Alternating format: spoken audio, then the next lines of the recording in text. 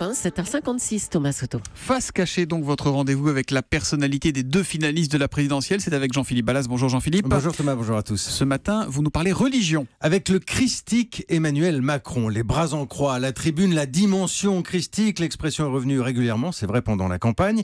Je ne la renie pas, je ne la revendique pas, dit-il. Pas prédicateur donc, Emmanuel Macron. Quand même un peu. Écoutez cet extrait de meeting assez récent. Il s'attaque au Front National, presque en transe. Ça dépote. Toutes celles et ceux qui aujourd'hui ont décidé d'être les somnambules du 21e siècle, honte à eux. Nous sommes debout, nous sommes en marche avec vous pour mon pays. Mais pas ça, pas ça. Pas ça. Le pas ça après le parce que c'est notre combat au port de Versailles il y a quelques mois aussi qui était très fort.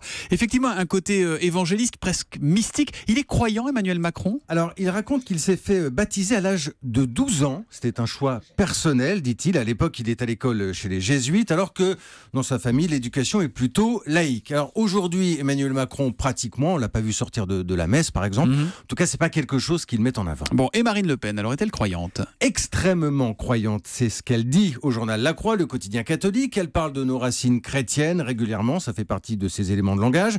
Croyante Marine Le Pen, oui, mais attention, fâchée avec l'Église. Ça aussi, elle le dit, fâchée contre le pape François, notamment quand il évoque la crise des migrants et fait de l'ingérence, estime-t-elle.